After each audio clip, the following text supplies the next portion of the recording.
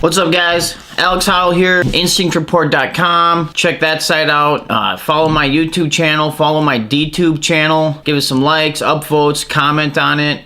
Follow me on Steemit. If you're not on Steemit, you should check it out because you can do it's like Facebook, except the people are a little bit smarter, and you get money for when you post, and you get likes, and when people comment, you get money, crypto money, but it can be translated into dollars nonetheless. You know, in the past couple weeks here, obviously the gun control debate, you know, pops its head up again, even though the gun confiscation advocates lose the debate every time. You know, bottom line with it is being able to protect yourself is a human right.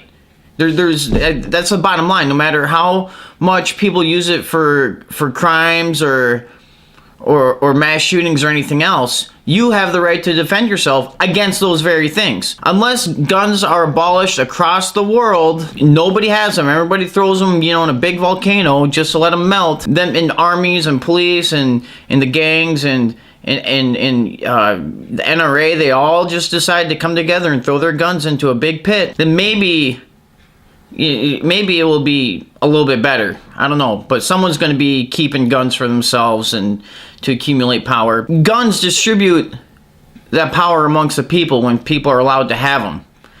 So not one entity has a monopoly on force. And this is the bottom line. I mean, the Second Amendment is a human right, just as much as freedom is, well, obviously just as much as freedom of speech. They're right next to each other in the Bill of Rights. I mean, hence the Bill of Rights. And, you know, with that said, the Second Amendment has been abolished already. It's been abolished for a long time. It's been reduced to a privilege. So if you fuck up on your criminal record a little bit, you know, they can take it away. If you are deemed a psychopath or something, even though you might be, and you probably shouldn't have a gun, that doesn't take away your right to defend yourself because you're a human being with that very right. And what if, like, you know, somebody that has depression and says on the form when you fill out to get a gun, have you ever thought about hurting yourself, and they answer it truthfully, you think they don't have a right to defend themselves? I mean, where are you going to put them on the psychotropics that all these mass shooters are on?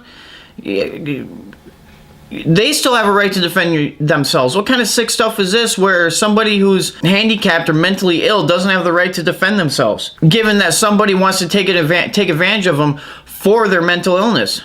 So, I mean, that's the bottom line. I mean, people understand the philosophy of personal self-armament. They're not going to give up the rights. So if you're going to give up the rights for people to defend themselves with guns, I mean, you're going to get a war. I mean, the first rule in warfare is disarm the enemy. And what do you think that's doing?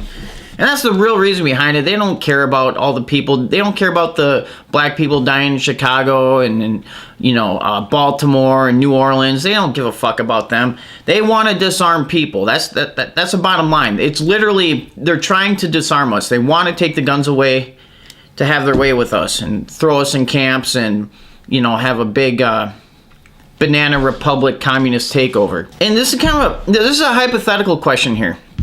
So let's say technology moves on. We kind of move away from this gunpowder, black powder, metal projectile weapon where it shoots, you know, a projectile at something. And we move on, let's say laser guns, you know. And that becomes the new mode of weaponry, personal weaponry. Do you think how gun laws stand now, and whether Republican or Democrat or anybody, their take on the Second Amendment, their take on guns, think that they're going to allow the people to have lasers if they were an actual mode of weaponry? I don't think so. They're going to say that the people can't have that. That's up to the government to have. They can have the technology. The other people can. You can't. You're the fucking slaves. You can't have this. But that's what what it says in the Bill of Rights. You know, the right to bear arms. It doesn't say right to bear muskets. It doesn't say right to bear swords or right to bear slingshots or something. No, it says arms. Arms covers the whole fucking ground of what a weapon is. You can take that argument to its extreme and be like, well, should someone have a nuclear weapon? Well, at that point, well, how are you going to acquire a nuclear weapon? And I don't know. I think people are just have natural barriers to not wanting to have them. There's nuclear weapons anyway. People do have them, but you know, per individual to have a nuclear weapon, Well, I bet if Jeff Bezos wanted a nuclear weapon, he could have one. Oh, my bad.